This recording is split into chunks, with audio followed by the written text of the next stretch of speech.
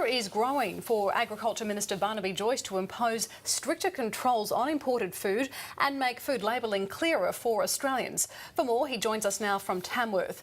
Minister, these stricter labelling laws are something that people have been calling for a long time now. Why hasn't the government done anything yet?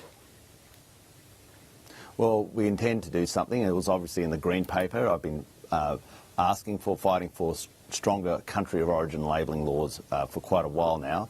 I know that it is part of the process that we will be having stronger country of origin labelling laws. I know that because we have a joint parliamentary committee that's already made a recommendation. Actually, I need it to be stronger than what they recommended. I know it because the Green Paper's been through Cabinet asking for stronger country of origin labelling laws, and I know it because the Prime Minister has been in discussions about making sure that our nation gets stronger country of origin labelling laws. So I'm pretty confident we're going to get them. So you can see that certainly at the moment it's fairly ambiguous for consumers when they go into a supermarket and look at these products with this labelling. It is confusing.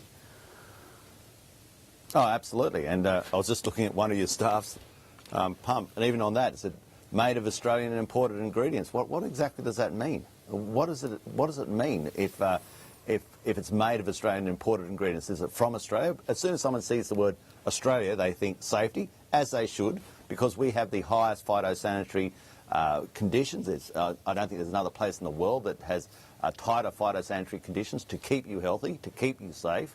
When you import a product from a country with lower phytosanitary conditions, naturally enough, you're taking a risk compared to the Australian product.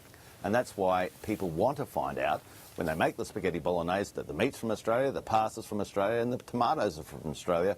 Or in this case, if it's frozen food, they want to search around the packet and clearly get an understanding whether they're buying an Australian product with all the controls and protections that Australian products have, and protections against diseases that emanate from the oral fecal route, which is coming out of someone's bottom and going into your mouth, and making sure that is avoided. You do that by buying Australian product. Yeah, apologies to people for that rather descriptive display, particularly at breakfast time. Minister, let me pick you up on that point. You've said essentially buying Australia buys an insurance premium against getting sick. Shouldn't Australians have confidence that all the food that is available here, be it imported or locally, is safe? Well, first of all, we have to understand the process. The process is the Department of Agriculture works on a recommendation, and we had people working late into the night confirming this, works on a recommendation from the food services of Australia and New Zealand that they say, well, you test to this level or you test to a higher level. That recommendation comes from them, and then we follow it through. The Department of Agriculture does not determine the level of testing. The reason is because I imagine they want a separation of powers, because the Department of Agriculture has it in their interest to try and support Australian farmers, and people might perceive that they have a conflict of interest in the process, and I can understand that. But with product that comes in from overseas, ultimately, if they don't have the same phytosanitary controls that we do, then inherently you must be buying a safer product if you buy the Australian product, if you buy genuinely Australian product, not these sort of weasel words where someone can say Australian made, but it actually emanated from the Atlantic Ocean, had part of its product transformed in China, another part transformed in New Zealand, and finally packaged in Australia, and that apparently can get you a made in Australia label. We want to know directly and unambiguously the contents of that package and what proportion comes from this nation. Just to move on to another topic now to get your thoughts on, we saw this report in the papers yesterday about the Prime Minister wanting to send troops into Iraq. He's come out and denied the reports, but the Weekend Australian is standing by their story. Can you shed any light? Yeah, I can. I've never been part of any discussion. I'm in the leadership group of the coalition. I've never been part of any discussion where we were talking about a unilateral invasion of another country.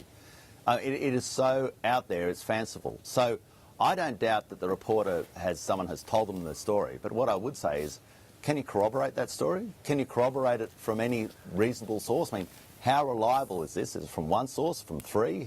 Where did this story come from? Because a story like that, even in the confines of the leadership group, I reckon somewhere we would have had a yarn about it, and it just never happened. Well, so I'm I'm flummoxed as to how where this story has emanated from. Well, on that note then, are you concerned that this is part of a campaign to undermine the Prime Minister? We've seen a couple of leaks, of course, some coming from Cabinet. Today we've got another story in News Limited papers about a reported leak from Cabinet that it was considering cutting pension payments to wealthy pensioners. Well, once more on that, it is that in 2017 there was a discussion about going from a WOTI, the basically average male weekly earnings index, to the CPI. And to be honest, if you'd been on the CPI in recent years, you would actually be ahead. That was the discussion, never about cutting it from people. So you never, in Cabinet, you never discussed possibly cutting at the higher end there? Well, it wouldn't. If that discussion had happened, it would have happened in the Expenditure Review Committee, which I wouldn't have been a part of, to be honest. But these discussions, we acknowledge that we have to make hard decisions to turn the finances of the nation around. If we don't, in 5, 10 or 15 years' time, we won't have to worry about whether it's a WOTI or whether it's a CPI, because we just won't have the money. We won't be able to borrow the money anymore to pay for the pensions, to pay for the hospitals, to pay for the ABC, to pay for everything. So we must do things now. We know that no matter what we do, it's unpopular, but that was something that was left to us by the previous government in the financial predicament that they left this nation in. But I have not been part of a discussion where we said we're going to be cutting pensions completely from people. So despite some of these leaks coming out, to your mind, is the leadership question now finished? Yeah, look, you can't have a vote and then say, well, we don't respect the vote and we'll carry on. We have got to concentrate on our jobs. I'm happy that the price of cattle has been at record level, price of sheep's been at record levels. We're turning things around. We've got these issues with the berries. We're managing that. We're working late into the night. In fact, I had people from my department all making sure that Australian people are safe, close to 10:30, 11:30 at night. That's the job the Australian people want us to do. That's what we're concentrated on. That's what my colleagues are concentrated on. That's what the Australian people expect of us. They don't want sort of a recurring soap, even though it's fascinating to watch and it's kind of intriguing and a little bit sordid, but it's also rubbish and it doesn't get the job done, and we're back to work doing our job. Barnaby Joyce, just before we let you go, can I just also ask you about Indonesia and Australia's relationship with that country, certainly in the wake of the Prime Minister's comments over the Bali 9 duo who are on death row. Some strong comments there. Indonesia clearly, excuse me, was not impressed. And today we're seeing reports of this social media campaign essentially lampooning what the Prime Minister had to say. Well, I think all Australians, or not all Australians, a vast majority of Australians have real concerns about the death penalty. For my part, I acknowledge that the criminal you catch is not the human being you kill.